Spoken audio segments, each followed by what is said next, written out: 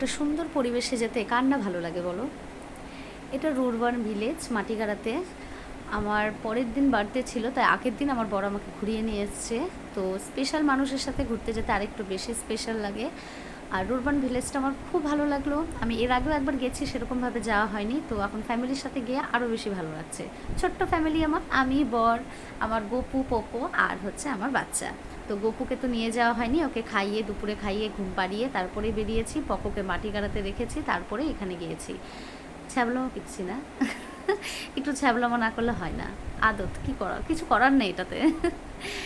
সব কিছু সামলে যাওয়াটা অনেকটা টাফের।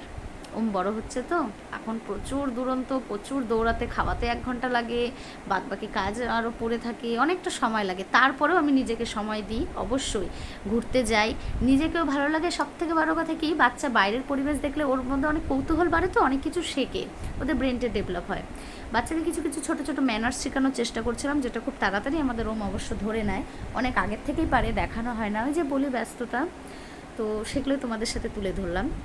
রাত 12টা বাড়ি পৌঁছেছি, 10টা সাড়ে 10টা, তো 12টার দিকে দেখি বরাবর হঠাৎ আমাকে সারপ্রাইজ কেক কাটিং হলো। তো দিনটা আমার খুব ভালোই কেটেছিল।